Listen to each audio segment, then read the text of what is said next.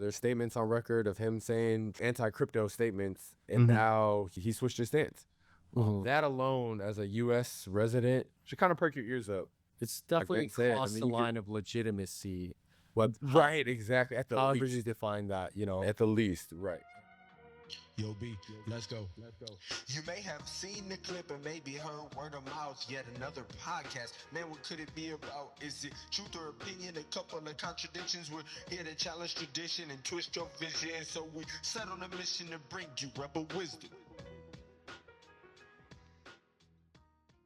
Welcome back, everybody, to another episode of Rebel Wisdom. This one's going to be pretty special.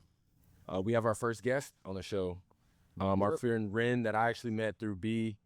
Great guy and very, very knowledgeable, and will be value added on this topic. So the topic is cryptocurrency, right? So as we like to do, I'm gonna kind of give background on my introduction to crypto, and we'll kind of just go down the line. B and Ren can do the same. This is a hot topic as we enter 2025. We're recording this early January, and I mean, crypto has been a hot topic for a while now, but it continues to do so as we're about to change over our presidents, and as Bitcoin, as I would say, one of the leaders, probably the most popular in the cryptocurrency space, has recently hit 6 figures. And it's funny because us three were not too long ago, we were just kind of joking like, dude, when do you think it's going to hit 6 figures? When is it going to pass 100K?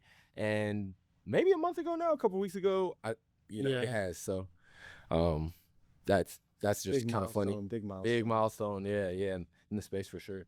So like me, I have a very shallow history with cryptocurrency. I may have said in one of our earlier episodes, like my introduction to stocks, which pretty much that journey started with you, man. We were surveying together and just kind of, learning new things, talking to new people, doing some research. And you really got into it before me, and was just like feeding me everything you heard and everything, that came your way. So then I kind of started like digging into it.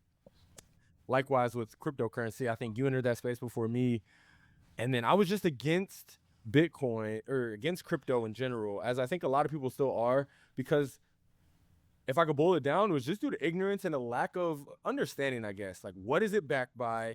It's not tangible.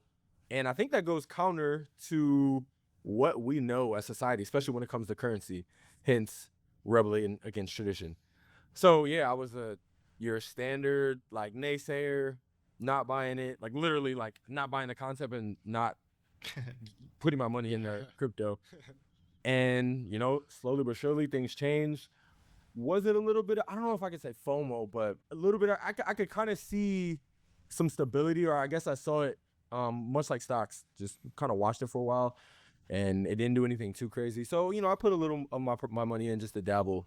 Also, with like market cycle comes more adoption, so it's hard to kind of avoid hearing about crypto like late 2017 and now again, so which is literally around the time I probably got in at like 18, maybe early 19, I can't remember, 18, 19, yeah. So yeah, just kind of once I was watching it personally, and then I was like, all right, I'll throw a little bit of money in. And then again, I got into Ethereum and Bitcoin, and I sold my Ethereum around, so we'll call it 2018. Sold my Ethereum off, I want to say early last year, and now all I have is Bitcoin, a fraction of Bitcoin. I wish I had a full coin, fraction of Bitcoin. But it's cool, it's steady progressing, and societally, I would definitely say, it's catching on, it's gaining traction, both like politically, I think just socially and in popularity. We're starting to see it grow just beyond like introduced in crypto and government, so which I'm sure we'll get to. But if you guys just want to kind of say like how you got introduced to it, or when you first encountered it, what coins, whatever. Yeah, I first heard about it actually from Ren. We went to the same high school. He was a grade below me, and I think it was his freshman year, so that would have been my sophomore year in college. I first heard about it. Right, same thing, internet coin, didn't pay attention to it, didn't buy it, it's whatever. Oh, that's kind of cool, not too much thought into it. And probably the same around the same time, like 2018, 2019, I bought Bitcoin and Ethereum, just those two. And I got lucky on both times that I bought into crypto because I just bought into the middle of the bull cycle, and I actually sold it in 2021 to buy my wife's, my girlfriend at the time's wedding ring or engagement ring. So I sold that. I was completely out of it. And then in 2024, I was listening to a podcast, and then he was just like, this guy was explaining all this like crypto stuff. And I was like, you know what, like, it's not going to be bad to just put like 5% of my portfolio into crypto. If it goes to zero, like, it's just 5%. My life's not going to be over. But if it does go much higher, then obviously with being a risky asset, it should yield higher returns. So I was like, you know what, why not have it? So I did buy into Bitcoin, Ethereum, and Solana just a little bit. And then I literally bought it like at the 64K Bitcoin-ish. As soon as I bought it, like it popped up to 100K. So I was like, oh, like I got super lucky again. Hey, we like that win. We like a good win. Sounds like you're a great trader, man. It just luck, just very much luck. But awesome. yeah, for me, it's pretty much what B was mentioning. That's kind of where I first heard about it. Has to do a lot with like, you know, Silk Road, buying drugs, that in that vein. And for me, it was just I kind of just heard about it. I kind of associated it with, you know, like the deep web, dark market, all right. that stuff. So I was not like a fan of it, again, due to ignorance, I thought. And I also didn't really look too much into it. So that's kind of where I first heard about it. You know, didn't buy. I had a friend buy to buy stuff, and you know, so it wasn't an investment vehicle for me. It was more just for convenience slash usage. And then yeah, for me, you know, time passed, and then I think it was like maybe 2017, you know, middle of bull market kind of thing. Broke college student, put like maybe I think like $300 in it, kind of traded it up, not too much, but definitely, you know, saw the potential, at least from a investment perspective of how, like B said, how like exuberant and crazy the bubble could get with, you know, how fast things rise, especially with like a, I guess, relatively new asset class like cryptocurrency. Didn't sell the top, bag held, kind of forgot about it, lost interest, you know, as most people I feel like are with stock slash crypto, lost interest, but still kind of kept tabs on it. And then 2019, there was a thing called DeFi that started to emerge on the Ethereum network, which is pretty much decentralized finance. I'm sure we'll talk about it a little bit more later. That really kind of caught my eye. And, you know, I didn't really still have too much money to my name, put like maybe a few $100 more into it. And then 2020 got a job as the bull market was heating up. So was able to put like a little bit more, like a couple thousand into it. And then pretty much just been trying to maintain and be a bit more defensive with my profit taking. And, you know, I'm not really the kind of person that makes those crazy gains you see on maybe like Reddit where, you know, like $400 into 600K in a week or something like that. But that's kind of like the good sell of crypto, but also kind of the sketchy side. You know, a lot of people see these things and think it's a scam or kind of shady, because there still certainly is quite a bit of kind of shady aspect in the space. But you know, the more you kind of learn about the technology itself and the application use cases, like that's what initially caught my interest and why I am still kind of bullish overall on the actual technology itself. Which is funny, it's kind of a meme in the like the crypto space where, you know, it's like when your bags are down like 80%, you become a bag holder, so you're just like, I'm in it for the tech. But you know, at the end of the day, we're all kind of putting money into it to get money out. But still, I still am a believer of the tech. But yeah, pretty much been crypto pilled since like, I guess 2020-ish. Nice. And I think the tech side is awesome. I think that's what the larger population knows less about. And you know, partially why we got you, we're thankful to have you. I think you will be able to elaborate on that a little bit. I just will re-baseline and say, like, none of us are financial advisors. None of us are experts in the space. There's a couple of guys that find an interesting topic, and again, fortunate to have Rin, and want to chat about it and hopefully learn something from each other. But I will say before we like dive in, Rin, shout out to you, because it seems like it's just like the transfer of knowledge or interest. You kind of got B hip to it, B got me hip to it. So, hey man, Absolutely. And you know what I mean? Like, it's just such appreciate that. and and not to say I'm not an expert by any means, but everybody starts somewhere, and just word of mouth kind of thing. Yeah, At the end of the day, the more people that know about crypto and the more people that are bullish is good for all of our bets. yeah, right. Absolutely. Rising tide. I was just oh shit, that rising tide. Yeah, something like that. I was just thinking of that quote. That's funny. Cool. So, I mean, with that going in, I feel like it's only right to kind of start with the fundamentals of money, what money is, more simply like a means of exchange. I mean, I don't know the history, like where money originated. Buzz phrases you hear thrown around, like the gold standard and the paper dollar, and we're evolving from, again, I guess like a fiat currency to now we're entering the space of crypto.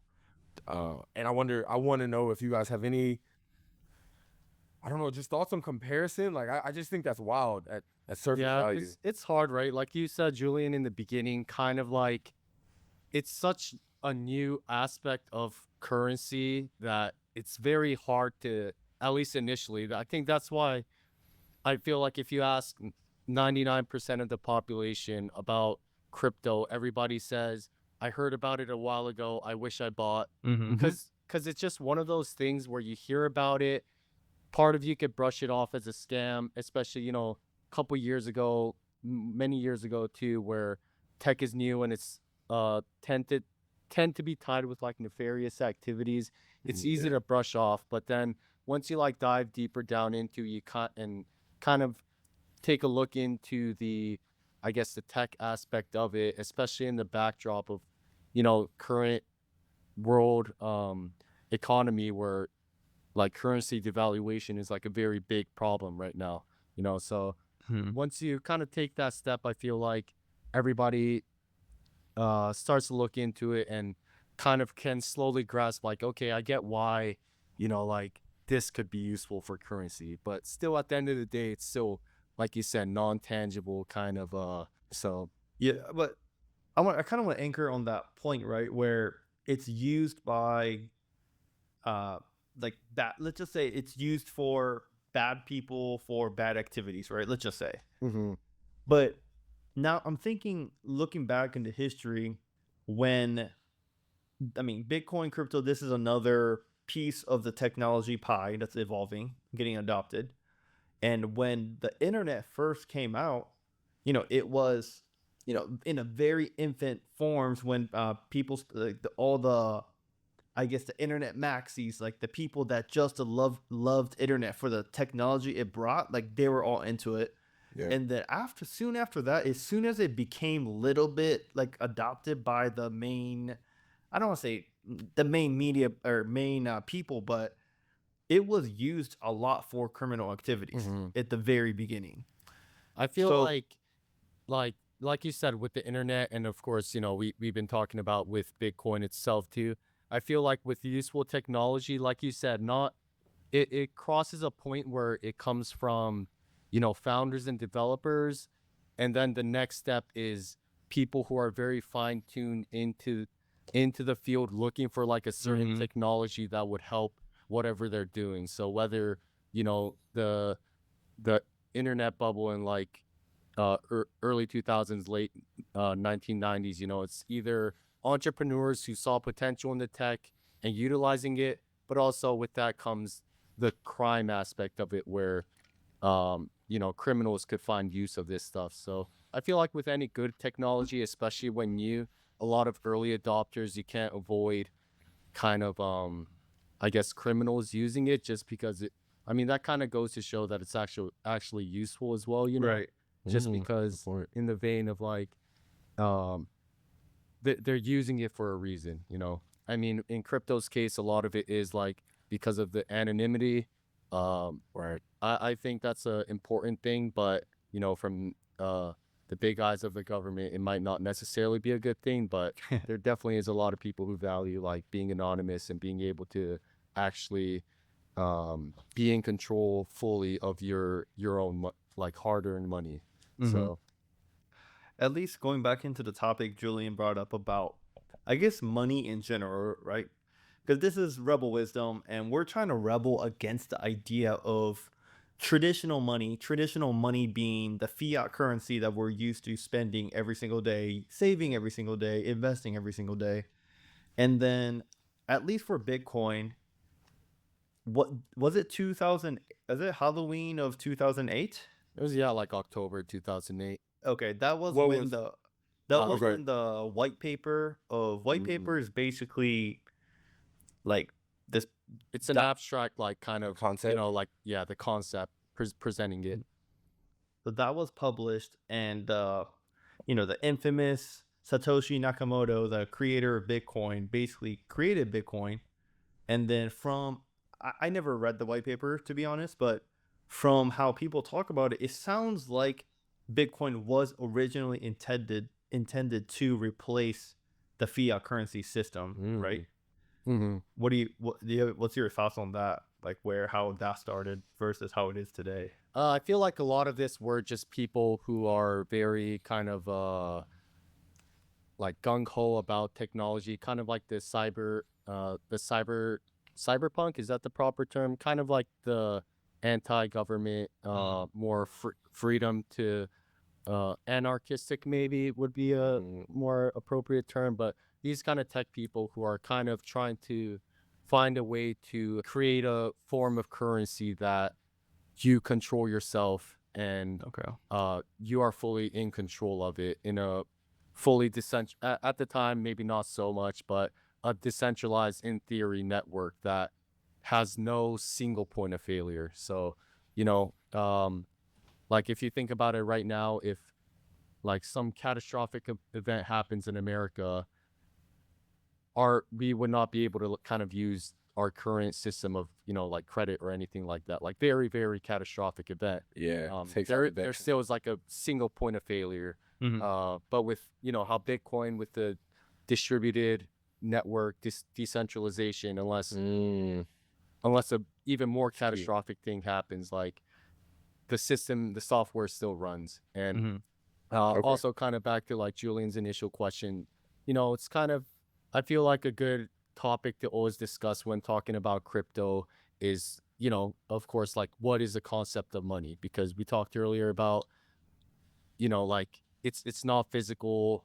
I guess not even currency, maybe like what gives things value, you know? Like, you know, we talk about gold a lot, cash a lot. I feel like those are the big two things. But, you know, if you're in a remote island, like if you're in a shipwreck on an island, no one's gonna take your gold. You could offer like 10K worth of gold on like maybe like the first couple of days, you know, where there's still hope. But like 2 weeks in, where food is like very scarce, like people aren't gonna take the gold for over the piece of bread. So there's a lot of like aspect of what gives things value, what is money. You know, I guess scarcity is a big part, which is why gold is brought up a lot. I guess people talk about intrinsic value. What do you guys think of Man, what gives things value? So I'm just on the. I'll let Julian talk about that, but on the intrinsic value piece in particular, I'm just kind of getting very annoyed with, because I talk to, you know, a lot of my friends are, I would say, better off and in a good position in life where we talk about a lot about investments. And obviously, like, gold does come up. Like, do I invest in gold? I don't. But we understand gold as a form of investment and a form of store value. And when the same people that talk to you about gold, if the Bitcoin conversation comes up, well, they say, well, think about it. Bitcoin doesn't have any intrinsic value. I'm like, we just talked about gold, right? Like gold has no intrinsic value. Right. Gold does not produce more gold. Gold does not work for you. Gold just sits there idle. And even just taking that point of intrinsic value, Bitcoin would have the same weight as gold on the front side. But then if you kind of look at it, I would say Bitcoin has more intrinsic value than gold, because under Bitcoin there's a software code which translates the technology that the gold doesn't have. That's massively, like you can't mess with it because it's decentralized. There's a fixed amount of, like 21 million Bitcoin that will ever be mined ever, and the fixed, cap of supply and whatnot. So I would say from an intrinsic value standpoint, like I'm just so tired of the talking to people about it. The gold bugs will say that like a very minor percentage of gold is used for like software. Okay, sure. Microchips. Okay. Okay, Yeah, it doesn't compare. Yeah. That's Yeah. not And why people buy gold. Right, not at all. Not at all. No, I was gonna say, I think there's a desirability aspect to it as well. Like if leaders of the world come out next week and say, we're gonna water bottles right now, or we're gonna use water bottles to change in exchange for, I don't know, you name it. And like people start wanting it, or they see, they almost foster that value in it.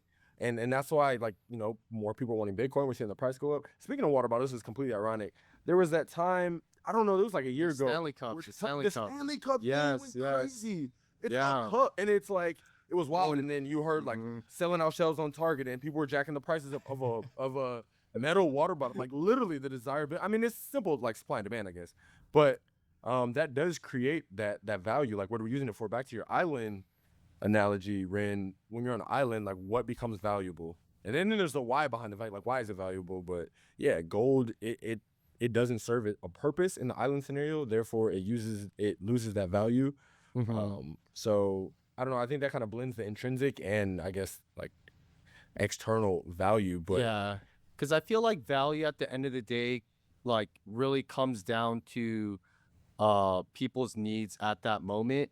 So, in the island case, food, shelter, water, all that becomes very valuable. But I feel like that's what makes gold a very kind of appealing investment vehicle in regards to value, obviously because it's passed the test of time. It's been valued over the course of a few millennium.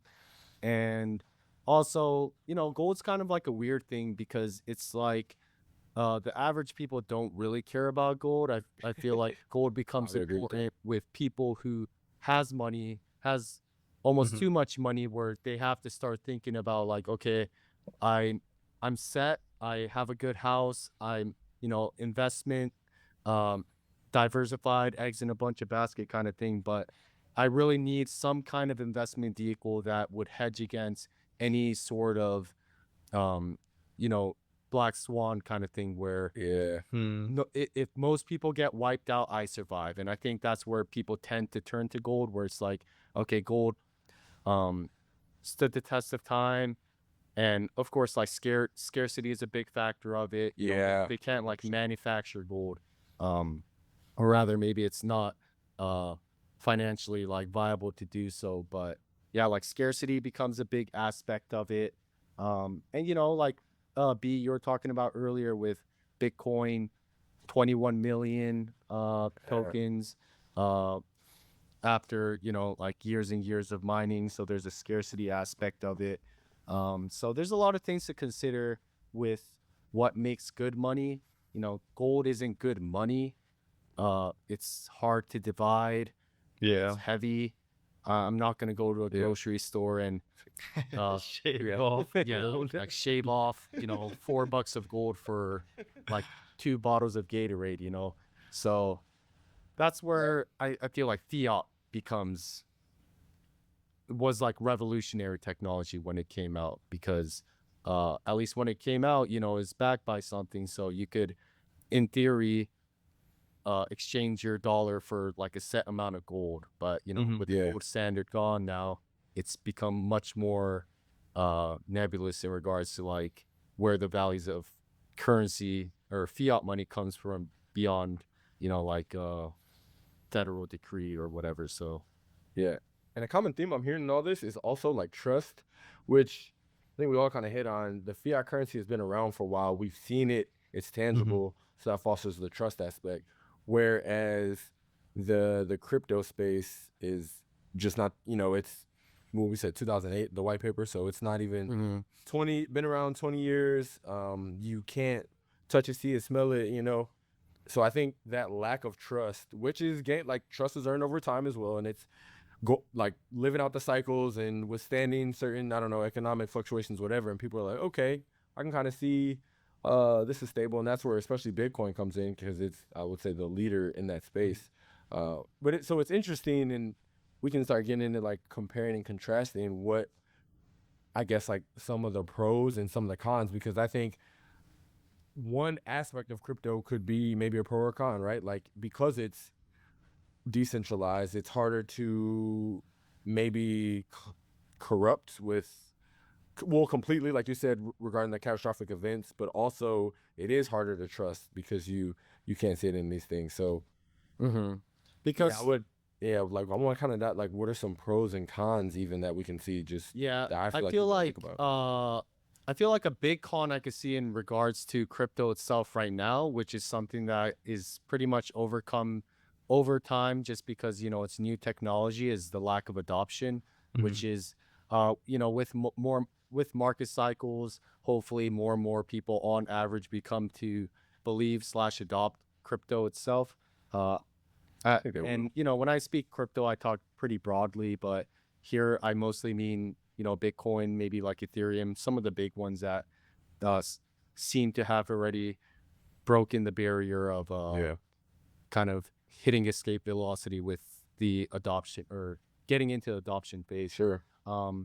But also kind of cons, and this is kind of where we kind of zoom into like the different kind of cryptocurrencies there are, because Bitcoin's a big one, Ethereum, but then you also have things like stablecoins, which is a whole different topic. But if we're talking most cryptocurrency, or at least like stuff like Bitcoin, it's not very useful to kind of go to my previous example to use at, say, like a gas station, or because it's very slow and somewhat expensive to use for small amounts. But if I'm like a billionaire looking to buy like a basketball team, and if the seller actually accepts crypto, that would be nice. Like very minimal fees to transfer the money. Yeah. We're talking a few bucks to transfer millions of dollars. And like after like maybe 40, 50 minutes, after like five or six blocks passes, then both parties could be safe that the money actually transferred and okay, transactions completed. Very, very, very unlikely that it would be reverted. Could you go over the transfer process that you just mentioned, like with the blocks, and you mentioned that mentioned 40 to 50 minutes? Didn't sound like a random number. Okay, yeah, no problem. So this is kind of where the term blockchain comes from, which is pretty much the foundation for pretty much all cryptocurrency. Things like Ethereum, Solana have a different take on it. They have like a different mechanism or system of how they do it compared to Bitcoin, but I'll kind of focus mostly on Bitcoin. But pretty much at the end of the day, it's a digital ledger, which is pretty much, you could think of it in analog terms, a big notebook that keeps track of everybody in the network's current amount that they have in their wallet. So if I'm sending Julian half a Bitcoin, the system won't allow me to send him half if the previous data doesn't already have, say that, Rin has half a Bitcoin. Also, I forget the term for it, but it's pretty much a system where it's like a blockchain. So you could think of it kind of like a trolley where each train is connected by that link. So if you look at a block, which is a ledger of the current state of everybody's kind of finances, Okay. you could look at that block, and using that block, you could distinguish the previous block. So you can't on that block, it pretty much has information on the previous block, and that block has information on the previous block, so on, so on. So you could theoretically like keep backtracking to the first block that Satoshi mined if you really wanted to. And pretty much how the blockchain works is, say like B sends me 1 Bitcoin and I send Julian half a Bitcoin. All that's noted into this digital ledger, which, you know, it's just software, it's just data. And a bunch of these, it's sent out to a bunch of these miners who take this information and start, I guess people would call mining blocks. And it's called mining blocks because it's an analog. It's compared to mining gold because it takes a lot of energy to mine blocks. And essentially what these miners are doing is taking the whole ledger and putting it into a thing called a hash function, which is a purely random mathematical, I guess, or more software function that spits out a random output that you can't use that output to, I guess, infer what the input was. So the only way you could, if you put something in a hash function, you get what the results is a bunch of bits, you know, a bunch of zeros and ones. And the only way you could kind of determine what you put in is trial and error. So, you know, if I like zeros, if I want to look for the input in the hash, B Julian Rin, you know, all I could do is just type trial and error until that output comes. So, or that, yeah. So it's pretty much like a random math machine, you could think about it. So the miner just takes a lot of electricity, which is used for computational energy, to keep doing this trial and error until the output has X amount of leading zeros. And that kind of ties into the difficulty of the current state of the network, but pretty much say the network requires miners to have 10 leading zeros. That means that by trial and error, it takes on average 2 to the 10th power attempts to get that result.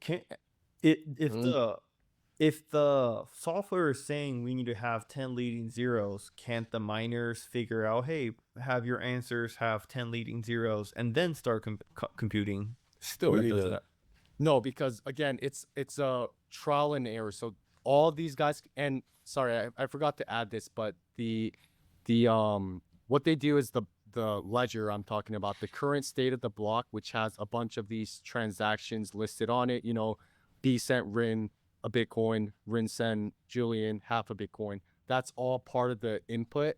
And then what the miners do is add just some random number onto it just so that the output changes. Like theoretically, it's very, very low odds that the current state of the block, if you put it in the hash function, it'll have 20 zeros. That could happen, but it's very unlikely.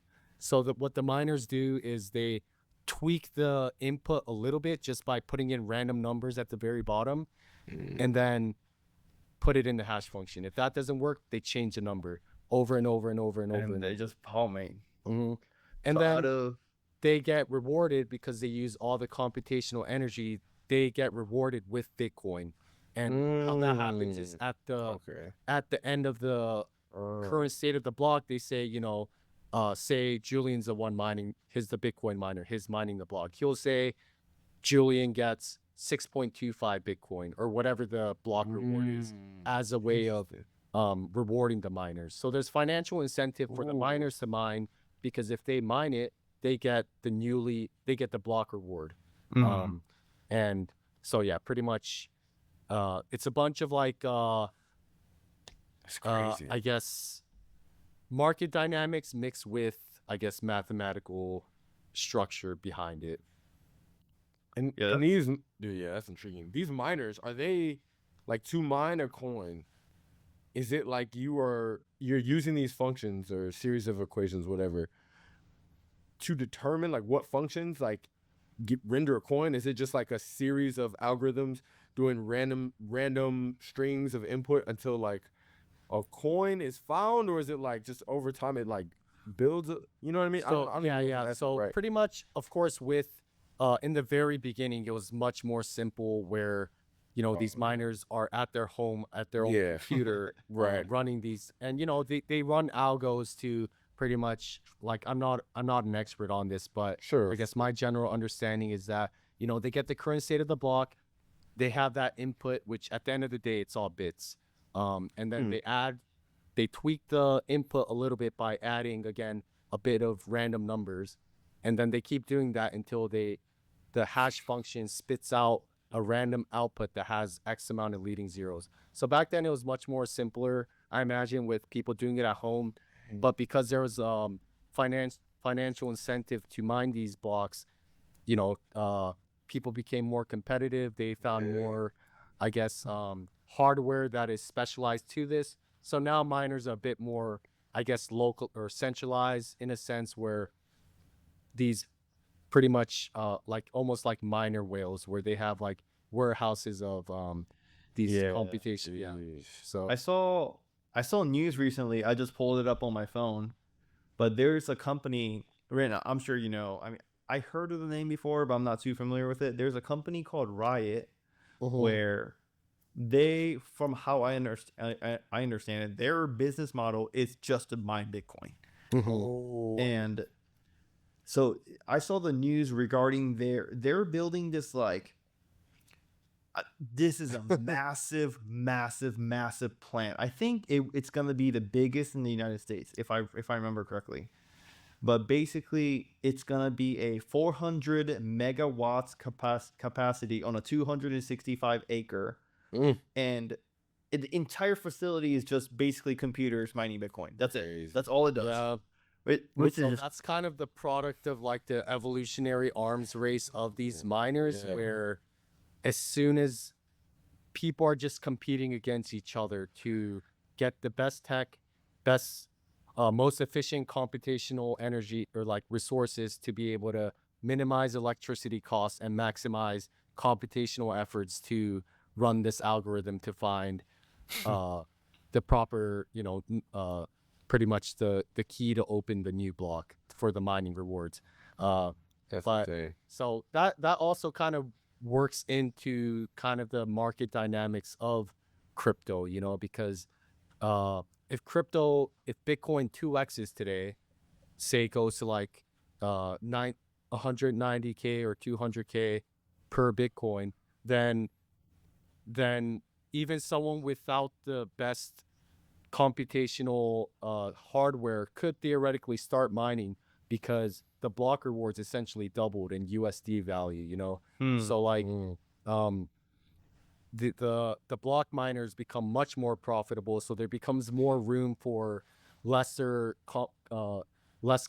weaker competition to kind of enter the space to mine it, because pretty much the reward doubled, but the amount of computational power in the network has remained stagnant. So it allows a lot more room for new miners to come in. But that also changes the mining difficulty. So now the Bitcoin network says, okay, now we have this much computational power in the network. Now we're going to go from requiring 20 leading zeros to 21 leading zeros. So it's going to be twice as hard to mine a new block. And then now the new people who entered, it's not financially wise for them to mine blocks. So they're going to have to stop mining blocks, because they're spending more money on electricity than the odds they are, the average odds they are, their expected value of mining a new block. Yeah. And also it goes the other way around when the price drops, the price of Bitcoin drops, and a lot of these miners kind of have to drop out because it's not financially incentivized for them to continue mining blocks. So it's a very like elastic system. Man, hey B, that real quick, that company, I remember hearing something. I think it was in a podcast. I don't know if it was Riot, but were they originally like anti-crypto? I remember hearing about this company that was like, they didn't really believe in crypto, and then they flipped their whole like business model, and there was like, that's all we're gonna do. I think you're talking about MicroStrategies. So MicroStrategies, the CEO, they started out as a software company, and it's ironic because there is a tweet from Michael Saylor, who is the CEO, and he's like, I feel like how I'm looking at it as like a normal person, like a normie, he's like the face of Bitcoin right now, because that's what everyone talks about, like MicroStrategy Yeah. with Bitcoin, Michael Saylor, and he was anti-Bitcoin at the very beginning. It was like 2014. He has like a tweet that says, yeah, like Bitcoin's gonna be one of those like scams that end up in whatever, or something like that, right? And basically at I don't know when, they used to be a software company, like I said. They basically flipped their entire business model to be like, hey guys, like we can buy out your stock if you're an investor, because we're gonna just buy Bitcoin from now on. Yeah, I think it was MicroStrategies. Yeah. And it's crazy because they basically sell what's called a convertible debt. That converted part is you can convert it into stock later. So this MicroStrategy is traded in the open market for the stock market, and then that's beneficial because, like, your 401k, let's say that you wanted to invest in Bitcoin, right? But if you understand how 401k works, like, you can't just pick a stock. It has to be selected from a fund, right? Unless you're self-directed 401k, which is a different product. But I'm talking the everyday 401k. Like, I can't just go invest in Bitcoin. Right. It has to be a security within, it has to be like a bond or a stock that you have to pick from. And then it made, I don't know, maybe it was like a month ago, maybe it made pretty big news because MicroStrategy, they joined the NASDAQ 100, which NASDAQ 100 is like one of the biggest indexes there is in stocks, like S&P 500, like the Dow 30, that's like NASDAQ 100, it's like right up there. So basically anyone invested in the NASDAQ is now indirectly investing into Bitcoin. Dope. And then MicroStrategy is like, I think it's kind of funny. We'll see how this turns out, because I think it's one directional, but the convertible debt piece, they basically issue debt that could be converted into stocks, and then they would raise like billions of dollars, right? And the crazy part is they raise debt at like 0% interest rate, because the debt is also can be traded with the debt holders as like a security, which is a whole different piece. But they raise like billion dollars at 0%, and they just go buy Bitcoin. It's great. Yeah. And they buy Bitcoin, and Bitcoin goes up, so the company becomes more profitable. So they're allowed to issue more debt than they buy Bitcoin. It's like a money. It's pretty scary stuff. Yeah, it it's is. Pretty scary it is. At the same time, they are kind of putting themselves as kind of like you said, they entered into the NASDAQ as like the kind of the TradFi Bitcoin stock, like you said, if I'm kind of bullish on Bitcoin, and if I can't really go out of my way to buy the actual Bitcoin itself, it's like, okay, MicroStrategy is available, at least somewhat linked to, not even somewhat, very, very closely linked to Bitcoin price. So yeah, for sure. Hey, Ren, you touched on a while back now, but we're talking about the crypto and the coins. You talked about stablecoin. You mentioned that, and I think instability within crypto is a big deterrence for a lot lot of I mean, yeah. Well, the volatility is. Yeah. Can you elaborate on like stablecoins and just like a quick and dirty, what is a stablecoin, or how's a stablecoin different from a Bitcoin? Gotcha. Yeah, so stablecoin, kind of how the name alludes to, is it's a coin in crypto that's mostly linked to the USD. So and this becomes useful when we're talking about things like, say, DeFi, decentralized finance, where it's a whole nother beast. But let's say I'm on the Ethereum network, and DeFi, decentralized finance, pretty much means that you could do these financial actions purely within you and running software. So you don't need to use a centralized exchange or anything like that. So if I have Ethereum, and I feel like Ethereum's gonna take a big hit, then I could go to some of these called decentralized exchanges, like, say, Uniswap, where I literally just trade my Ethereum for stablecoins, USDC, USDT. There's a few others, but I trade it for the stablecoin, and that pretty much allows me to, I guess, take profit. So now if Ethereum nukes, like 20% the next day, I'm not affected by that in regards to like my US dollar value. So it becomes like very useful for these like decentralized finance aspect where you're free to kind of speculate on markets and take profit and everything like that without the need to utilizing like a centralized exchange such as like say Binance, Coinbase, or anything like that. But also stable coins are on the stable or the big exchanges, right? Like Coinbase. So you could trade through there too. Why, like, what would be the benefit of trading it into stablecoin rather than just trading it into US dollar? And that's what I was getting. That was like my next question too. Yeah, I don't. I think just a matter of like liquidity. You know, it's just like I think a liquidities things, and there's a thing called perps which I'm not a pro at because I don't really like trade like that, but there's a thing called perps which is pretty much like perpetuals, but it's like futures, but it's a bit more crypto centric and allows for higher leverage while kind of taking into account of spot. But yeah, I'm not too familiar with it. With the stable coin, for this argument, we'll say stable coin is, it kind of is, but like we'll say the one stable coin, $1, right? Pretty easy comparison. Would it be accurate to say, like, if I wanted to send Julian like $10,000 tomorrow, let's just say, right, for whatever reason, he gave me basketball lesson, and he was like, hey, the cost is already $10,000. And I'm like, all right, no worries, I'm gonna send you $10,000. Like, either I would have to like use like Zelle over 4 days to send them like 2,500 every single day for 4 days, or I have to go to the bank to wire the money. Hey, I have to call to make sure that it's not a fraud. Why are you doing this?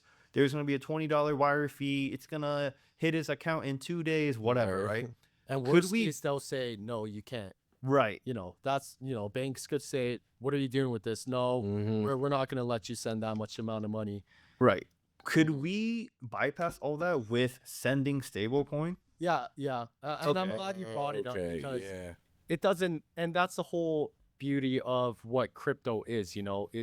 No need for a third party. It's peer-to-peer, decentralized, borderless, all that good stuff. So you could be in China and Julian could be giving you basketball lessons via Zoom, and you could send him $10,000 immediately through crypto, with depending on what network, how you're sending the money, with fees, of course. But that's pretty much a beauty of having a decentralized currency where no one can tell you no. You can't send that money.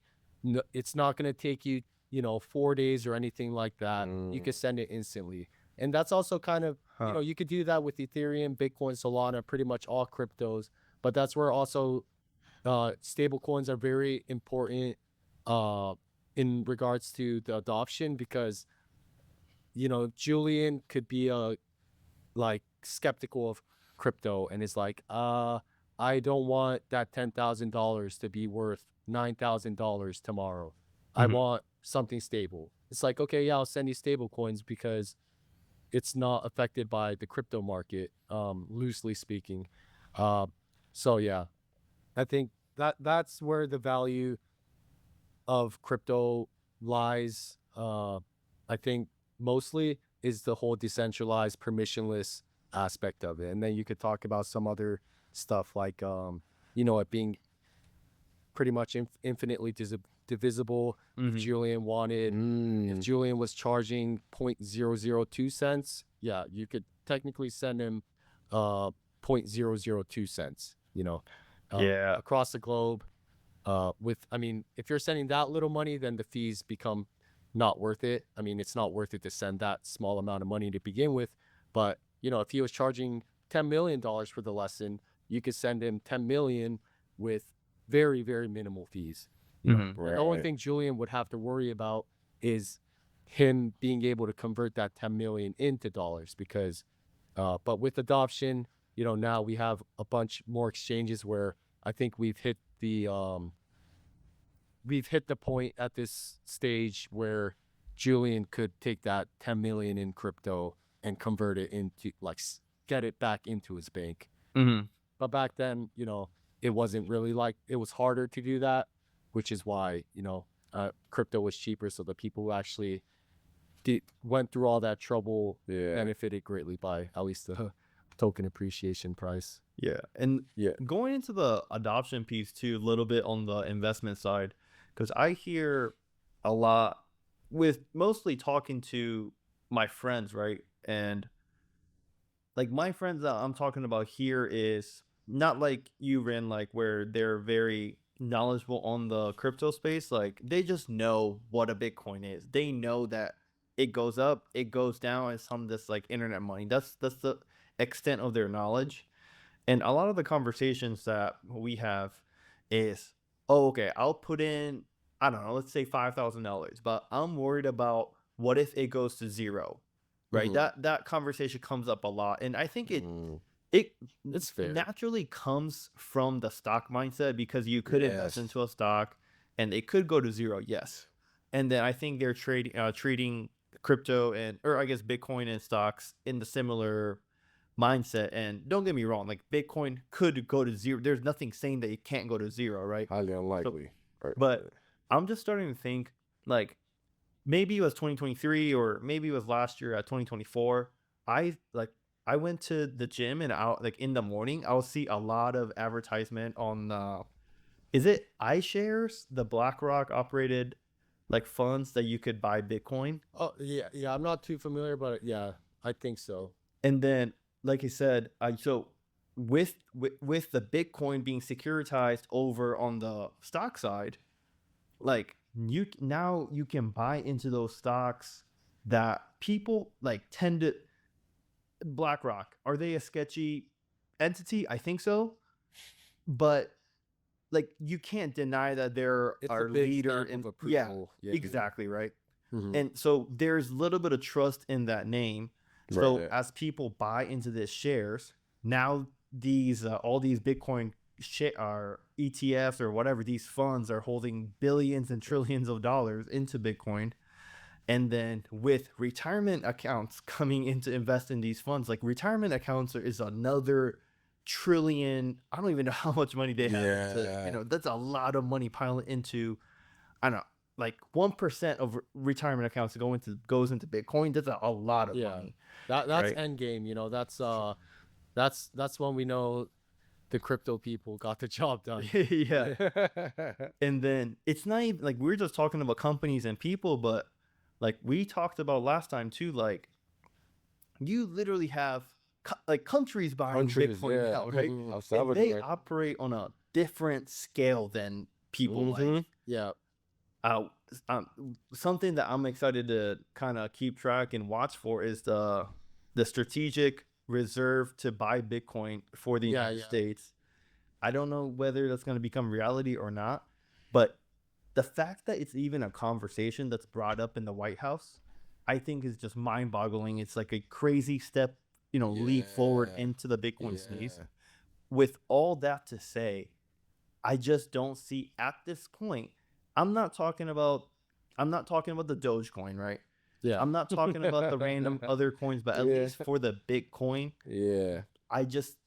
there's very, very, very, very little chance that it could possibly go to zero, even close to zero. I agree. On that adoption piece, like, like it's on country levels of countries being used as the primary currency. That's insane. And I think some of what you just said drives the interest in that value that we talked about. That's gonna like foster the interest in Bitcoin or crypto in general. And it's funny you said that. I was gonna ask y'all. I was gonna be like, do y'all think crypto is going to cap out at a supplementary thing?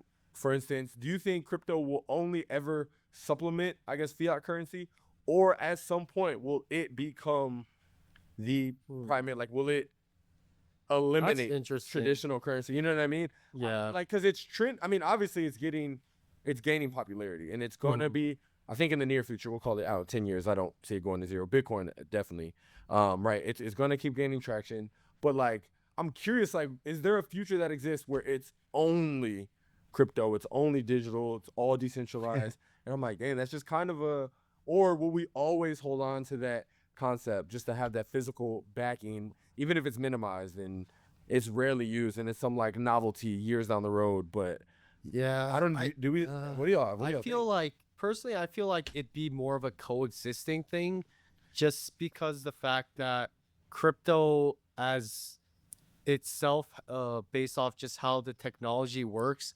it's pretty much freedom, but with freedom comes a lot of responsibility. So, Man. uh, so like if I have my net worth, or if anyone has their net worth in crypto, where in a world where crypto is fully took over the Visa banks and everything like that, you could lose if you have all your funds in one wallet. You could get your private keys leaked, or you could get hacked or something and literally lose everything. And with crypto being kind of immutable, decentralized, there's literally no way to get it back unless you hope that, and it's going to be very, very, very, very difficult to be able to find the perpetrator. Oh yeah. So, the best you could do is maybe like notify authorities and hope that they could backtrack and find the person and all that stuff. But also, there could be a world where it's mostly dominated by crypto, where a lot of people actually hold their money on, exchanges where they, and then the exchanges become the bank. So, that world could exist where a lot of your money is in the exchanges, where, you kind of put the responsibility on them. It's like, I do not want to have the responsibility of holding all my net worth and I could get it stolen. Yeah. I don't want that. I trust this exchange, so I'm gonna push all the responsibility to them and just hope for the best. Yeah. So that's kind of the nature of crypto. So I tend to think that it will kind of coexist, but I also do think there's a whole ton of room more for adoption with crypto. Oh yeah. Oh yeah, absolutely. I think we're just started. Just getting our toes wet for sure. Even on the fiat currency side too, because let's look back 10 years ago, right? Like 10 years ago, like I was talking to Rin about this, and we hung out the other day over dinner or whatever. Like we were talking about, like, I graduated high school 10 years ago, right? And I'm looking at it back in the day, 10 years ago, right? But like I'm looking at money, how I use money 10 years ago to today. Like 10 years ago, I was using like mostly physical paper, cash, and coins to pay for stuff, right? And today, like, I don't know the last time I touched a dollar bill. Like, bro, I get offended when I need coins for something. I'm like, exactly. I'm like mad. Yeah, what decade are we living in? Yeah, right. Like whenever I travel for work, right, I have the popular destination spot for the hotel side is I have to go to Residence Inn. So shout out to Maria, but like to do laundry, I need quarters. Like why? Why do I need quarters, right? So but still on the fiat currency side, you can see the transition into physical, tangible fiat currency to this just the numbers on a screen fiat currency. They're still both fiat currency, but you can see the transition going on just in the 10 years. Yep. So for that reason, I could see, our generation and the younger generation not seeing physical cash on a daily basis. They're more accustomed to when they think money, they don't think cash. Is what you're saying. Yes. Like, yes. We're at the age where we got a bit of both, so we tend to still think in terms of cash sometimes. But yeah, that's a good point. The younger generation, they grew up, iPad kids pretty much. They're much more familiar with, just like digital currency, and that doesn't even have to be fiat. It could be like V-Bucks, like robots, stuff like that. Like these are actually worth something to these people, So no, that's actually a really good point. And also I do kind of want to add with the I guess the good use of crypto is that you are the bank, so if like you could go, if you're in visiting like a second or third world country, and you want to send them money, and it's kind of like hard for you to, you don't have cash. These are the instances where having fiat would be useful, but you don't have cash, and it's very hard for you to say like Zelle or Venmo them money. Right. That's where crypto comes in handy, because you essentially are the bank. You could open, even if they don't know crypto, you could be like, hey, download maybe like Rabby, MetaMask Phantom, which is pretty much a wallet. You're like, okay, remember, jot down these 12 words that essentially is your password for your bank, and I could send you money. And as long as no one figures out this 12 your seed phrase, which tends to be 12 random words that pretty much ties into your private keys, which is essentially your wallet password. As long as no one has access to it, then this is your money. So anyone, that's why they say like bank the unbanked, because you become the bank.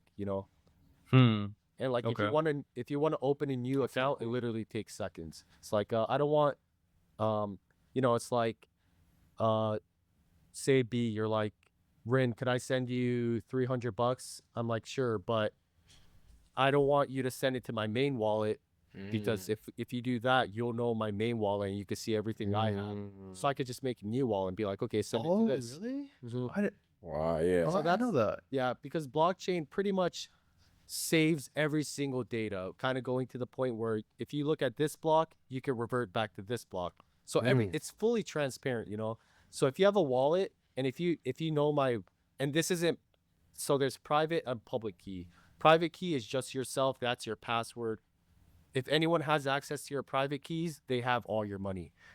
Public key is pretty much an address, like destination. When I'm sending money somewhere, I take their public key and send it to that address. So you could like backtrack, B sends me money, I could go to B's public address and seize everything he owns. So it's fully transparent. Oh, okay. Interesting. Yeah. Ooh. So then, you could open many wallets, At so. any point, you could go to that account and see like how much he has, even if you're not like transferring. Just be like, oh, Yeah. As long as I have know those it's public, keys. Yeah. as long as I know it's public key, then I'll know everything he owns. Okay. Spooky. Dang. Yeah, it is kind of scary. It is kind of scary. It's like, oh, so Julian, you bought KuCoin yesterday, huh? How did that go for you? Man. Okay. This is so fascinating. Yeah. I want to bring back the conversation real quick. So the topic of this is the rebelling the idea of traditional money, right? And so I do want to kind of bring it back to money in terms of the medium of exchange. And I understand it at this point of the conversation, and I hope the listener kind of grasped it somewhere along the way, but it sounds like Bitcoin wouldn't be the most ideal candidate out of the cryptocurrencies to go buy, I don't know, like a cheeseburger from the dollar menu, right? From the McDonald's drive-through. So like what's the solution? Like what's the main idea from the crypto side of things that, hey, like this is how we solve that problem? So yeah, I think a lot of that is what comes down to why a lot of currency exists, at least the ones that are actually trying to innovate in the space. Because like you said, it would not be ideal for you to buy a cheeseburger through Bitcoin, So a lot of stuff like, say, Ethereum, Solana, stuff like these takes into like the blockchain technology itself to kind of lose a little bit of the scalability aspect for the more, I guess, security aspect. So that's kind of why Bitcoin's called the digital gold, because it's slow, but especially, it's like very Lindsay. So like it's a crypto that it's the most trusted, it's the first one. It's been the longest. People trust it. Yeah, it's slow, but it holds values.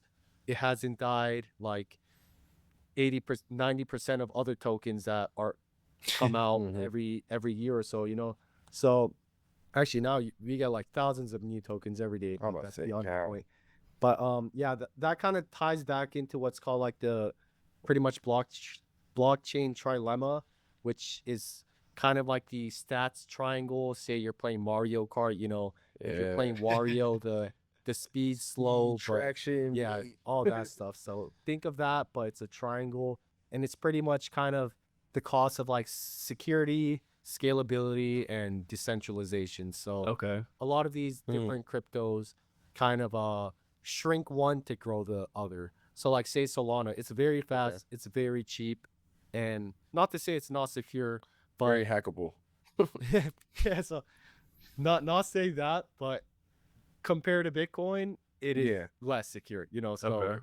so a lot of these like different crypto projects are tackling to maybe find the sweet spot, and that's why it's not just going to be Bitcoin, you know, whether it is going to be Ethereum or Solana or something's going to overtake that, who knows, but uh at the end of the day, there's going to be more options for more people depending on their tastes, you know. So like Ethereum at this point, it can become very expensive just because of how the Ethereum network works. It can like 2021 when Ethereum was like super hot, just doing a Ethereum transaction could cost like hundreds of dollars, you know. That's crazy. Just an action of it.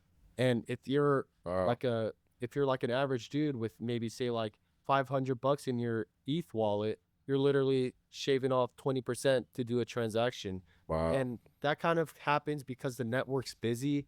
So how Ethereum works, it's essentially becomes like a bidding war to get put into the block.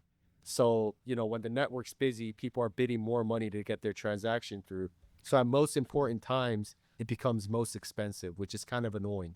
You know, you get a lot of FUD in crypto fear, and there's actually like legitimate fears with say like, I think it was like 2021, there's like USDC was kind of scary where, you know, USDC, one of the most trusted stable coins, was looking kind of skeptical, you know.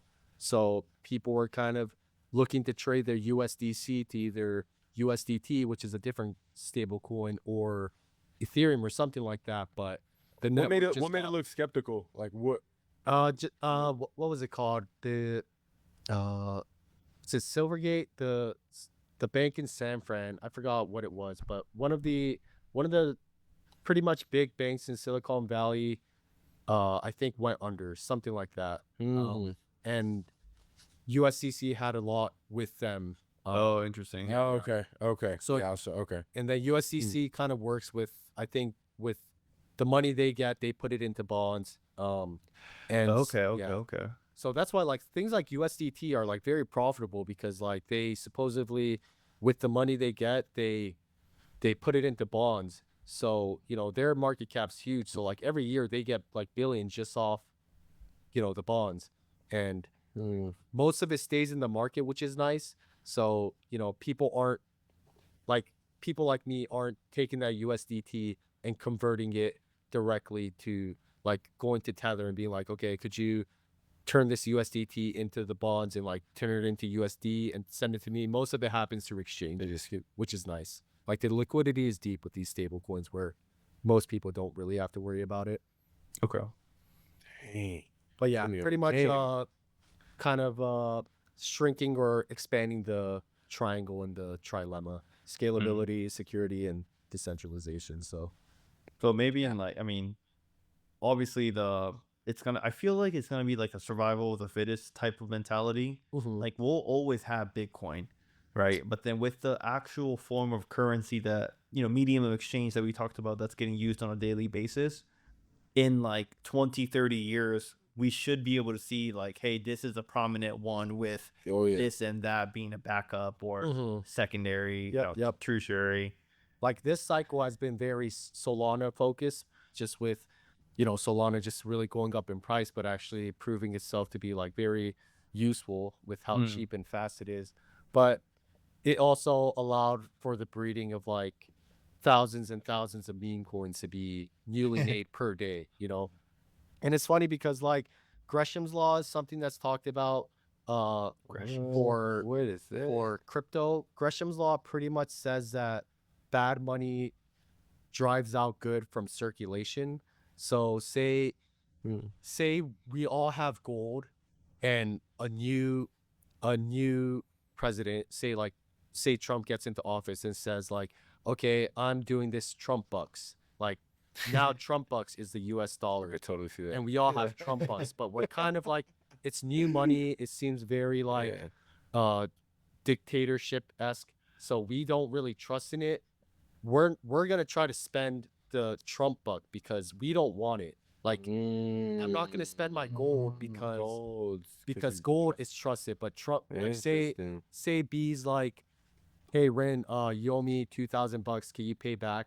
I'll give him the Trump bucks because to me, I find more safety.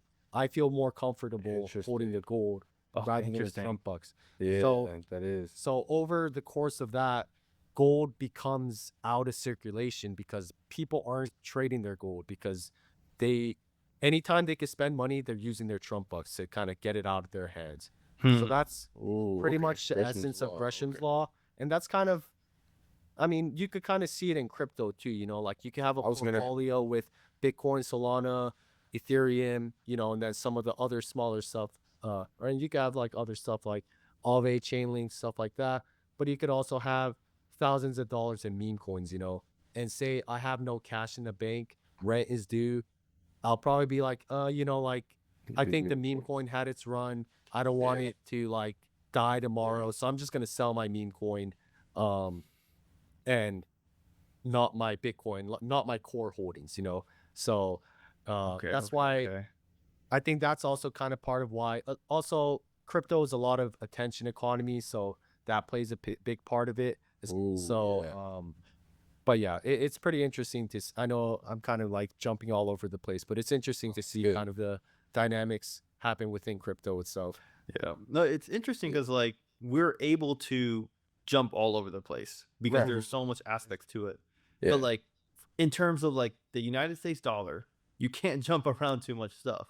Yeah, Like we know that the Fed's gonna print and print and print, especially 2025, 2026. I heard they're gonna be like, yeah, we're gonna bring back quantum. What was it? Quantum easing and quantitative easing. Yeah. So like they're gonna just print and print and print, and then our dollar's gonna become less and less and less. Yeah. And but going back to the meme coin thing too, that's another.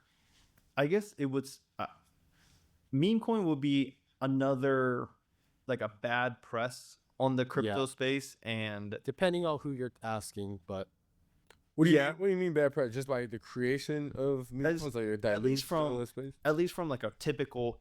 Like I don't know. I mean, I know the names of meme coins, the big ones, because it's on Reddit a lot.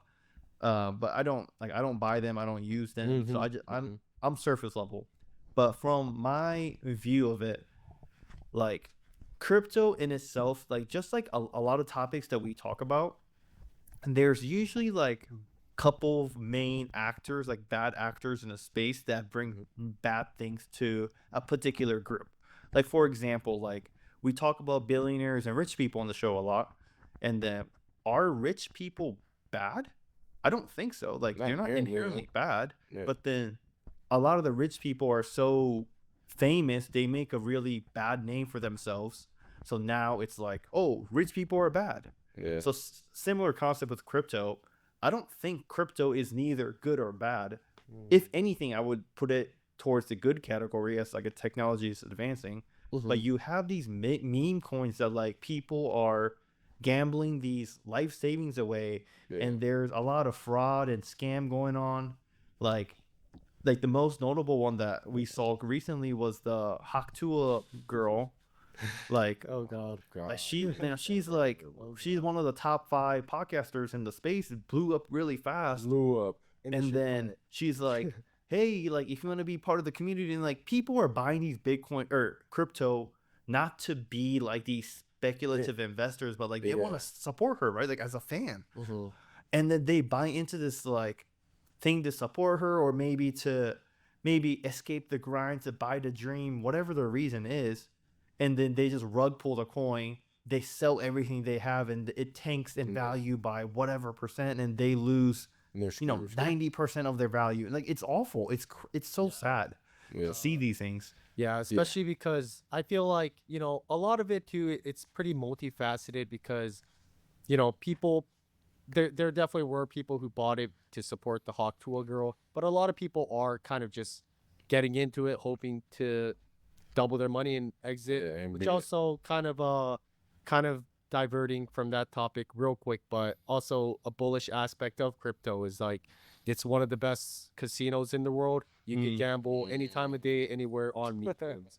But yeah, to your point, it is pretty gross to see like a lot of these people who are pretty much using their fame to um act pretty terribly to extract value from a lot of people. And Yeah. I would say, it's pretty silly for people who knew this and put money hoping they would make it, but it is kind of them selling the dream and like pretty much very predatory, which is something you kind of see a lot with bull cycles. Just very predatory behavior for people who have a name for themselves, trying to extract as much value as they can from other people. Um, yeah, that's been pretty happening quite a bit lately as well. So Yeah, I don't think, like, me to your point though, the crypto is inherently bad, and you can see um similar events happen in other spaces. Yeah, Like, no, absolutely, people fighting for money. I mean, the whole GameStop fiasco where they fostered all this hype around one stock, and everybody just kind of rallied to inflate it, and then it popped. And Yeah, you're right. No, it it's happens not the everywhere. point. Yeah, The point was like it just more prominent in the space, and I feel like sometimes the crypto's name is attached to that. Like, because a lot of times you mostly see bad press, right? Like and Yeah. liquidity is finite, so like 99.9% of meme coins die. But you're gonna see news of the Hawk Tuah girl or any other people who kind of scam their community. But also, even the winner side, it's kind of seems scammy. Where earlier in this episode, I was talking about turned, I don't know the exact number, but like $600 to 600K.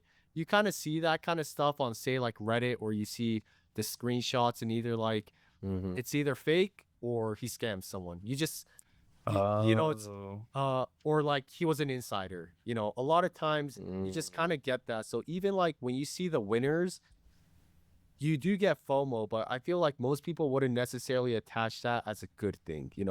If you see like a post like, hey, I turned $50 into 12K and then turned that 12K into 2 million, you kind of see that and you're kind of like, this doesn't seem, this shouldn't be possible, like right. Maybe they just played it right. They Yeah, played their yeah. cards right. Yeah, no, I mean, hopefully, Pick them up. I would hope and wish that they would, have a predetermined criteria of when they're going to exit that position and take profits and don't go back into it. That's what history tells us, and hopefully that's the case, and they don't go back into it with the greed takes over and they lose even more. Yeah. And I was telling Rin in real life again, was like, everyone, this, Rin knows I'm a huge user of Reddit. Like, I'm on Reddit every single day, and I'm just browsing random pages, seeing what the people are talking about. And then I came across this subreddit called, I guess I messed up the name last time I said it. Pepe coin. Yeah, Pepe. Yeah, Pepe coin. I guess I said Pepe coin. So I was like, oh, that sounds so Chinese. I was like, it sounds like a Chinese app. Pepe. But yeah, the Pepe coin, it's like the Pepe frog meme coin. Yeah. Oh my God. Yes. And then I don't know whether to be excited or to be sad for the people, like when I was reading the comments, because it was literally talking about, oh, like I can't wait till Pepe coin hits X amount of dollars. I forgot the value that they're talking about. And then they're like, just guys, just hold. And it to me, outside looking in, it just felt like a cult. Yeah. And I say I don't know whether to be happy or sad for them, because there is always like there's a cult forming, there's a cult that forms around it because usually the price already went up, right? So and then maybe it goes up for a little bit too. So there are clear winners. I'm happy for them, but then what I'm really scared and would feel bad for is those people that again buy into the dream. Is like they'll be talking about, oh, like you have $10,000 in Pepe coin. Like, let me know what your color of your Lamborghini that you're gonna buy in 10 years, right? Like, so they're like, that's their like psyche of like, hey, if I just hold this, I'm gonna be rich. Like, I'm gonna create generational money. And personally, I could be wrong. I could be wrong. Could and happen. I hope I'm wrong because it's not gonna affect me. It would only benefit them. But something in my gut tells me that they're not right.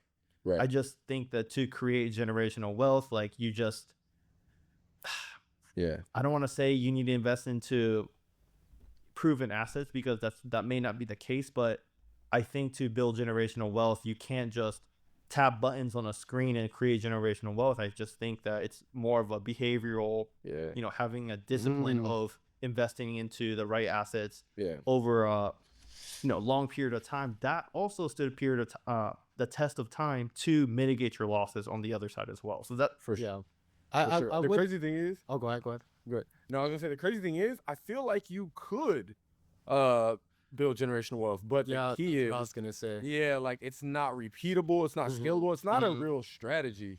Which is what you're saying, B. Like it's not. I would never ever recommend that to someone. I mean, but I could certainly do it. And I'm sure there's people out there we've seen. Those are the extreme winner cases that you probably see online that entice those other people to get into these Pepe coins, the Dogecoin, the whatever shit coin, meme coin, whatever we call it. It's not a true strategy though, and that kind of goes back to what we're saying. And even Rin said, like the gambling, it becomes that just the pure allure of it and the FOMO and all of that stuff boils to a point where it's like, oh, I'm gonna throw some money all into this thing. Probably don't know much about, and again, it hasn't stood the test of time. What is driving this coin? It's really just I feel like pure hype. Like, exactly. So losing formula. Back to like the attention market, because attention economy rather. But yeah, to B's point, I would say definitely what B you said is the expected value of winning with your strategy is much, much higher. Right. But I will say that generational wealth has been made with a lot of these meme coins because I know people who made like crazy amount of money with these meme coins, but with one crazy winner comes a lot of losers. Right, a lot of. So you can't. Yours is a winning strategy. And like Julian said, this is more like a gambling strategy, But I also will say that I feel like similar to Dogecoin, Pepe coin is, again, like, this is just based off what I feel, and this isn't like anything financial, but I feel like these are two pretty solidified memes. They've like, especially Pepe has been big prior to the coin itself. And so, people know Pepe. Even if you hate Pepe, a lot of people know Pepe already. It's hit that level where, sure, like I'm sure crazy. Pepe will go 90% down at one point, but I don't think Pepe would ever die. But a lot of meme coins are either very new, kind of detracting here. There's a thing called, and I'll keep this short and brief. There's a thing called Pump Fund on Solana, which allows essentially anyone to make their own coin. So a lot of people, what they do is look for like big events. Trump speaking, they'll look for something funny he said, and they'll make that into the meme coin, and people will buy and people will sell. Oh, what? Crazy. The chill guy meme. You know that dog creature with his hand in his pockets, like, I'm a chill guy. That was like a pretty big meme on TikTok. There was that became a meme coin, and that hit 2 billion market cap. There was a squirrel that got there was a squirrel that got taken away from his pet owners and killed. There was a coin called Peanut based off that squirrel, and that went $1 billion valuation. But those are very short-lived because it's an event-based kind of thing. Like 2 years later, like Harambe would be like the main one for that category, but like people aren't gonna care about like that like 10 months from now, but at least like Pepe Doge has that longer term more general meme. I guess they're almost all like the Bitcoin in the meme space, if that makes any sense. Right. At least it's like an existing form of meme that's not very base, like people are probably gonna still be using the Pepe meme in 10 years. God. All right, guys. Yes. When are we making our coin? What's up? We need Yeah, we're we gonna need to make lock the in, Rebel. we need to lock in on some big event and Dude, no, coin that's based off that. insane.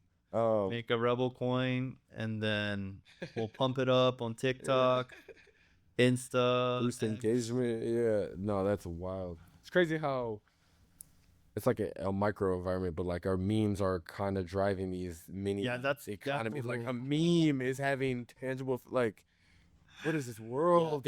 If you do want to know more about like there's a big guy in the crypto space called Murad, Murad. He has like a, I think 20-minute long video you can find on YouTube that his like very bullish on meme coins. And if you are, we've been kind of, I think it's always a good exercise, and I'm sure you guys talk about it a lot too. I think it's always a good exercise to always look for a counter argument. Oh yeah. So you're not so trapped in your own views. All right. So if you are skeptical on meme coins, or even if you're bullish and would just want to watch it for the bull mentality, I would check out Murad's kind of like video on why his bullish meme coins, because he really dives deep into it. It is very interesting. Either one of you guys mentioned cult, but that is kind of a big aspect. Like being a cult is a pretty big important factor in the meme coin space, because that's what lets you hear about these memes, and they're the ones who, it doesn't have to be like bad intentions, but they'll kind of plant the seeds of the dream. It's kind of like, let's ride this together, 10x, blah, blah, blah. And the meme becomes funny kind of thing. But I would definitely check out his video, whether you're bullish or bearish on memes. I think he does bring up like very, very interesting points of why meme coins is a subspace of crypto that is here to stay, well, which is his views. Okay. That's No, I'll definitely check it out. I always learn so much. Like just like talking up y'all talking. Yeah, it's awesome. And it's like a continuously changing space, Right. because, Oh yeah, because it's still new. because 2019 was DeFi, and if you guys have a little bit of time, I kind of do want to talk about DeFi a little bit. Yeah, definitely. Just because let's I talk feel like about that's DeFi. a big part. But like 2019 was a big DeFi bubble, and then currently we're seeing like a meme coin bubble where literally millionaires are made It's so crazy. every day. Which kind of goes back to the point of like crypto is like one of the best casinos, which is a pretty good way to get people into the space. It's like, even if you're playing with like $30, it's fun to, $30, there's a funny meme, you buy, it goes up 3x, you're happy, and the meme's funny, you sell half and look for new memes to kind of trade with. There is some fun aspect of it, but always, it's very, very volatile. And you could get rugged, that devs could sell all that not so happy stuff. But yeah, DeFi.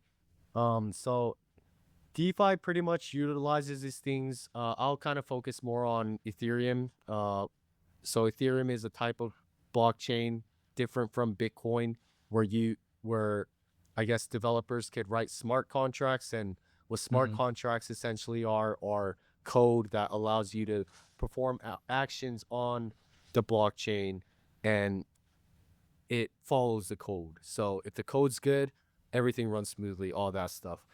So it's essentially like a digital contract. So that allows. Sorry. Go ahead. Can you just give me a use case with like everyday language of why we would use smart contracts? Yeah, absolutely. So a big thing would be, say, borrowing and lending. Or earlier I talked about these things called DEXs, which are decentralized exchanges, which allows for people to trade on their own, any coin on their own. If Julian made a coin today, I could buy his coin. So it allows for all that good stuff to happen. And it's all backed by code, and it's also kind of scary because bad code could lead to people getting hacked, and there's also things called like, people can get scammed by approving a smart contract that's malicious, made by scammers, whether it's sending you to a fake front end site where you think you're at the official site, but it's a different site that uses makes it seem like it's an actual site, and then you sign with your wallet and they drain all your money. So it is scary. But yeah, borrowing and lending is a big one. You could do like strategies that allows you, if you're not too if you're on the lower end of the risk side, you could earn yield with smart contracts if you wanted to. And again, you could trade. So I guess starting from the dexes, if I have 3 Ethereum and I don't if I think Ethereum's going to go down in the next couple of days, I'll just trade on, say, Uniswap to USDC, so that if Ethereum drops, I'll have stable coins. I didn't lose any USD. And once it dips, I buy the dip. I trade the USD stable coin back to Ethereum, and I'm essentially buying Ethereum at a discount. And it's all permissionless. I could do it from home. I could do it from any of your guys' houses, as long as I have access to my private keys and my and internet. Any of that's possible. Borrowing and lending, if I am bullish on Ethereum, if I want to leverage, I could deposit my ETH. I could deposit my Ethereum into the smart contract, and it'll give me, and I deposit, say, like $1,000 worth of Ethereum, and because of like risk factors, I'll get $800 worth of USDC. And if I pay that back, I get my Ethereum back. I take that USDC, I buy Ethereum, and then I take that Ethereum and then deposit it, get 650 USDC, 650 USDC, buy Ethereum on Uniswap, and eventually it becomes way too risky and non-efficient to keep leveraging like that. But say I did it like 2 iterations, Ethereum doubles, I sell my Ethereum, get the USDC, pay back the deposit contract, pretty much unwind it, and I can leverage trade. I see. If you're a safer guy looking for yield, you're like, I'm bullish Ethereum in the long run, but I don't want to let it sit here idly. I could just deposit it as a lender, and I'll earn some of the fees. So if I have 10 Ethereum and I'm like, okay, this is my never sell Ethereum stack, I'm not going to touch it. I'm just going to hold this for 10 years. But, I kind of want to earn yield on it. And there's also nowadays more yield earning opportunities. But I could lend my ETH out for yield, essentially. Because the borrows, depending on the demand, the fees will get higher, and the borrowers would pay more fees to borrow what I deposited into it. So there's a lending aspect of it. Wow. And then there's also more strategic stuff, which is, getting a bit more on the technical side, where, say, Uniswap, which is a decentralized exchange, how that works is that there's also very different ways, but one way that it works is, say, I have $10,000 worth of Ethereum and $10,000 worth of stablecoin USDC. I put both of that into the smart contract, and how it works is kind of like a what's that, like a teeter totter, or like a triple boot balance, the Libra, like that that weighs both, so it kind of works like that. I put equivalent amounts, and it doesn't always have to work like this, but it's the simplest strategy. I put in 10K worth of ETH, 10K worth of USDC stablecoin, same USD value. So you could think of the teeter totter being parallel to the ground. It's even in USD value. If the price of Ethereum goes up, then that Ethereum side becomes heavier because it's worth more dollars. Okay. So that happens because more people are spending their USDC to buy Ethereum. More people are buying Ethereum. The price of Ethereum goes up, so the teeter-totter becomes heavier. So what the smart contract does is kind of takes a bit of the Ethereum on my teeter-totter and sells it in the stable coin so that it flattens out. So like auto rebalances it? Yeah, it auto rebalances, and it does all of this through code. So that's where this thing called impermanent loss comes into crypto, which, you know, like say Ethereum 10x's, like as a person who it's called liquidity providing, because you're providing the 20k for other people to trade with. So as a liquidity provider, I would still be up because Ethereum 10x, but it's in permanent loss, because what I get back, it will be very little amount of ETH and a bunch more of USDC, because so many traders pretty much bought my Ethereum for me, and the contract rebalanced it to flatten out my teeter-totter and gave me a bunch more USDC to kind of flatten out my teeter-totter, so I have much less ETH. But you still win, and you get a lot of the fees. So dude, Ren, you're good at explaining things and like putting it into try to get visual vision. And, dude, I love so that. Essentially, one gets heavier, so they sell the heavier side into the lighter side so that it almost remains flat.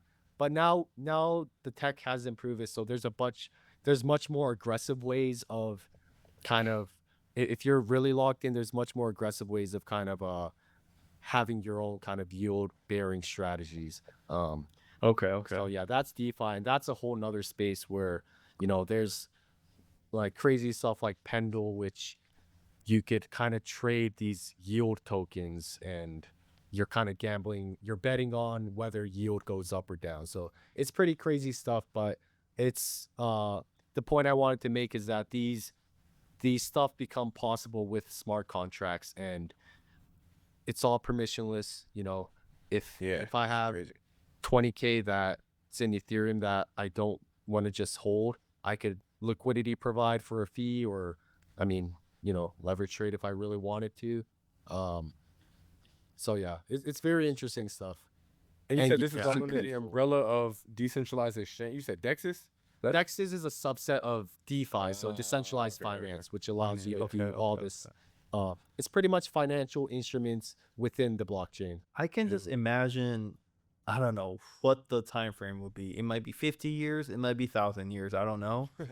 But, you know, we talk a lot about real estate here, and just like as the deed to your property on real estate becomes cryptolized, I guess, on like goes on a blockchain, and I could see how, you know, taking out a HELOC equivalent against your house, you could go through, you know, instead of taking a HELOC out, you can take out whatever the equivalent of is in ETH via a smart contract. Do a smart, and then they would, for sure. Like if all this becomes utilized, you know, anything's really possible in this space, you know. And I know NFT had its bubble in like 2020, 2021, but there's like pretty good use cases for like NFTs too. Like if you really come down to it, and like I think the big point B you're making is pretty much tying in real world assets into the crypto world, you know. And I think the first step that was made in regards to that is pretty much stable coins. Like you got Circle, who is in charge of USDC, who essentially links real United States dollars to stable coins.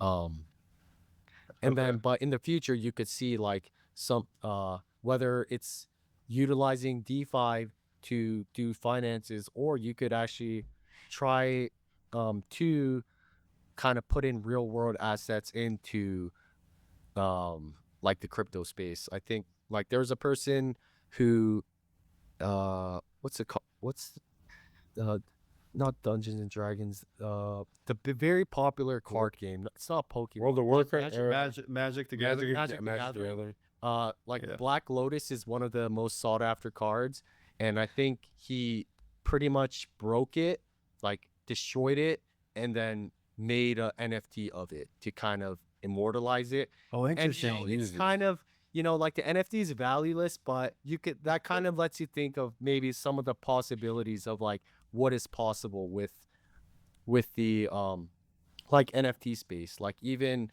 authentic stuff. Like say you're going to a concert, and you get say you're a fan of this upcoming artist, very low key. You've been their day one fan, and you feel like they're on the come up, and you would go to his concerts in his early days, and their concert when they're giving out tickets, they would give you a QR code that kind of unlocks NFT, like an NFT ticket. You know, it's pretty much valueless, but it would at least let you say, have proof and say like That, yeah. like this is an official NFT.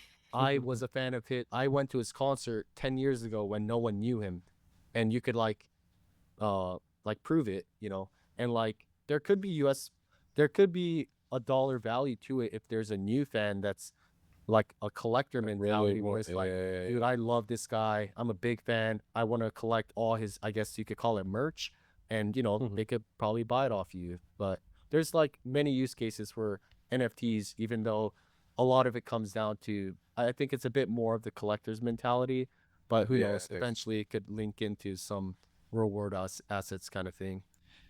Yeah, I'm just with the NFT thing you brought up. Like, I can just see you can securitize anything. I'm just imagining like I have this chapstick here, and this, let's just say this chapstick is one of a kind, that this famous person used it, and later on we know this physical, tangible chapstick is gonna sell for millions and billions of dollars. I can issue 10,000 chapstick and NFTs, and whoever, you know, I'll take a premium on top of that for facilitating this transaction. But you know, I'll give you a piece of it, I'll give Ren a piece of it as like a ownership piece of it, so when I sell it, you guys get. So I feel like you can, it's like you can securitize anything, which is crazy. That kind of dives into the things called like fractionalized NFTs, which so you know the Doge picture, the Dogecoin dog. Kobasu. So there's these group of people who pretty much like maybe bought the rights. They went to the owner and pretty much bought the rights for the Doge picture and many other pictures. Like so they essentially, and you know, it's a very weird nebulous thing, because what is the ownership of, what is the right of the picture? You just it's just like a stamp of an approval from the owner. But so what they did is, and then so now they have like an NFT of it, and then they made it into a coin. So say, I don't know the supply, but say the supply is 1 million, and if I own 10,000 coins of it, I essentially own 1% of the art, you know. But it's a very weird line you're crossing, because who makes the art official and all that. What's the authority? That's what I was wondering too. Even with the chapstick, you were like, you can make copies. I thought you couldn't make copies of NFTs. They're like non-fungible. Isn't that like you can't fractionalize? Like there's only one. You can make it into official. So that comes to question with what makes it official, right? Which is very hard. Which I don't. And fractionalizing it, there's different means of doing it. There's some platforms that will let you essentially fractionalize it, or you could do it in a different way where you kind of own the artwork and you kind of release a coin that's tied into it. And it's like, if I ever sell this artwork, and you could probably make a smart contract with it where it's like, if this artwork ever sells, then depending on how much tokens you hold, you would get a fraction of what it's sold for, you know? Yeah, that's what I was kind of trying to get at. Like, so it allows for but I think the big point you really wanted to make is that it allows for anyone globally to take part of some of these things that most people usually wouldn't have access to, you know? Like, and this goes from even from an investing standpoint versus, say, raising money. Like if I'm a developer or an inventor who is trying to make something and I need funds, I could kind of maybe write my thesis, write like a white paper of what I'm trying to build. And, you know, people who believe in what I'm doing based off, you know, my history, I could kind of talk about what I did previously as, I mean, whatever field I'm doing, like programming or whatnot. And if people believe in me, they could send me the funds based off the trust of I'm actually going to use that funds to make what I sought after into reality. It's a lot of what we're seeing right now in this space. AI is a big narrative right now in the crypto space. And a lot of like these like unknown software people who've been like pretty much working on AI for like the last couple of years behind the scenes are utilizing crypto to kind of fund themselves to build their projects. Oh. It's Damn. pretty interesting. Yeah, that's crazy. Solid shit. All right. Yep, that's crazy on the DeFi side. Yeah. Yeah. We haven't done this recently in the recent episodes, but in the earlier episodes that we used to do on Rebel Wisdom, we usually talked about, hey, if you want to learn more about this topic, like here are some books that I read, here's some podcasts that I listened to before. Like, do you have any recommendations on Great question. like any sort of media that we can consume to learn more about crypto or Bitcoin or I think for Bitcoin itself, in regards to the bigger picture, why the tech is important, why this tech is here to stay, why it could change the world for the better, I will check out Andreas Antonopoulos. Was a very big, like when I got into crypto, I was watching his videos and he brought up like very good points of why the tech is important for changing the world for the better. And there's two books which I unfortunately don't remember the title of. One kind of went into the history of money, and the Bitcoin standard. it might be that one. It might be that one. And then yeah, Murad for like meme coins and stuff like that. But I think if another good thing if you are kind of getting into crypto would be to, I think Twitter's like a good resource for information, but it is kind of hard not to get trapped in a bubble with the algo. But it is good to kind of follow a bunch of like crypto people with different opinions, just so you know you'll see bears, you'll see bulls, and all that good stuff. Okay. But Sorry, can you spell out the guy that you talked about? Not the Murad guy, but the next guy you talked about. Andreas Antonopoulos, Andreas. Let's see. Okay, Andreas Antonopoulos. Okay, and then you can find him on YouTube. Yeah. And a lot of his videos are old, but it's still pretty timeless. Okay.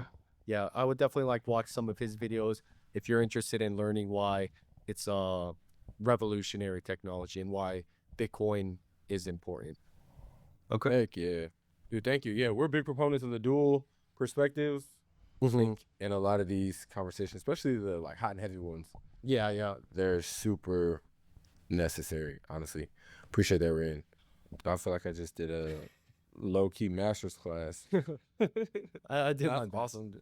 No, I mean, like I said, if we can facilitate conversation and talk about these budding topics that kind of like B said, I feel like the majority of the population only talks, it's this coin that goes up in price, goes down in price, but we're kind of like diving a layer deeper, a couple layers deeper at this point.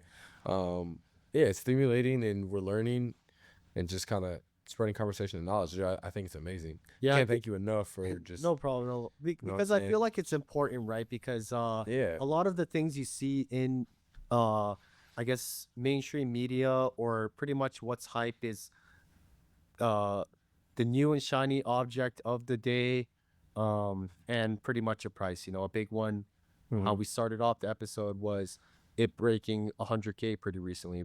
Very huge milestone. Yeah. That's what kind of gets people's attention. Say someone who bought the top in 2021 at like 60, 70K. It's like, dang, I'm not underwater anymore. Like I'm in profit. Now I want to kind of get back into crypto again. And it's kind of hard to, and not to say like I'm actually not against meme coins. I take part of in it. I lose 90% of the time, so it sucks. But I think it's still good fun. But I think at the end of the day, like what got me bullish bullish crypto, mostly stuff like say Bitcoin and Ethereum DeFi stuff as a whole, is the technology aspect of it. And I do hope a lot of people who come into the space kind of play around with these actual like world changing tech that kind of get you interested in like actually kind of opens your eyes to the actual use cases of what crypto is, because what sucks the most is when people get into crypto, buy scam coins, they get scammed, they get rugged, or they just lose 99% of their money by trading poorly, and that just leaves a very bad taste in their mouth, so Right. I think stuff like DeFi, the tech aspect of it allows for a bit more people less averse to risk to kind of look into some of the other possible stuff that you don't normally hear about through mainstream media, whether it's a meme coin rugged or a meme coin went 20,000% in a day or something like that. There's room for all. Thank you. And I feel like we don't know how far into the future the crypto as a whole, I think I can confidently say isn't going anywhere anytime soon. So what specific coins do what? I don't know, to be determined. We spoke on Bitcoin and how stable, I guess, that is. But no matter how you spin it, whether the near future or the distant future, like this is the future. So I feel like off that alone, it would be good for whoever, whether you put your money in it or not, just to have some general level of knowledge of it. Like you said, introducing the tech side is something that's not even considered or even known about. So I hope, I wish there was I don't know if it exists already, but just like a S&P 500 index fund equivalent of crypto. Yeah. Maybe they take the top 10 crypto by market cap. Maybe market cap might be dangerous, but whatever the metric is, they take the top 10 whatever, and then they put that into a single NFT or a single ETF that you can buy to kind of track the crypto market. As an investment vehicle. ETF though already. I don't know what. Well, they have it for the individual coins right now. You're saying a basket of basket of pretty much to diversify within the crypto space, right? Right. Because I know Coinbase did one. They have Coin 50, which kind of they diversify, with stuff like, say, Aave, which allows for borrowing and lending, Chainlink, which pretty much works as a node to relay real world information into the blockchain, whether it could be something as simple as weather, or it could be something like exchange price, because exchanges aren't things like Binance exchanges. It's not blockchain, it's an exchange. It's an exchange that directly lets buyers and sellers trade on their platform. They hold all the crypto.